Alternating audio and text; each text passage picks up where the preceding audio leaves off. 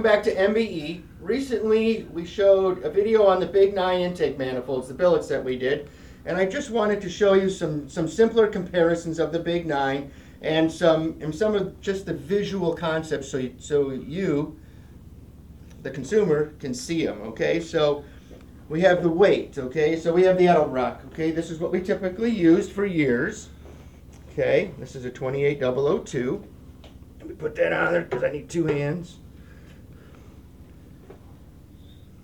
Almost 38 pounds. Okay. Then we come over to the Big 9, the billet manifold. Let me come over here. Set that on there. And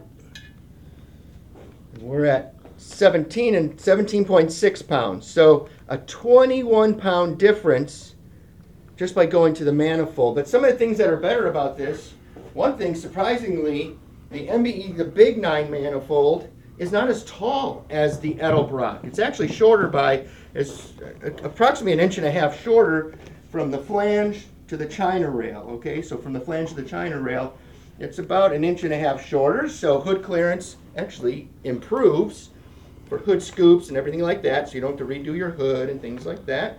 And then the other nice thing is if you just look at the visual part of it. So we have, I just want the people to look. Just look at the plenum,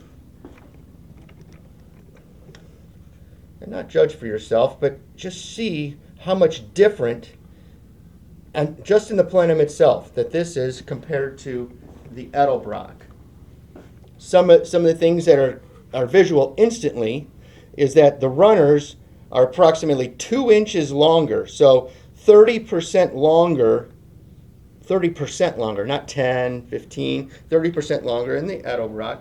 And this is just an evolution. Of course, when Edelbrock did this manifold, oh, excellent. I mean, big gains. They did an excellent job, but things evolve, okay? And I know Rick Roberts at Edelbrock designed this. He did an excellent job. But we're talking, that's probably 15 years ago, 16 years ago, and things evolve. So when we go to the Big 9, what I want you to do, let's just go right here and just look at the end runners. Just look at the corner. So look down in here, yeah. Just take a glance at that. Okay. Now we'll come over to the Edelbrock. So you can see the length of those dividers and things like that. Even if we pull those length of those dividers back, the manifold will never ever look like the MBE Big 9. And you can see on the MBE Big 9 we have very small radiuses. Small radiuses make power. I know that'll surprise a lot of you who port manifolds probably, or even port cylinder heads. But smaller radiuses flow more air when you can keep it attached. So here we are with that.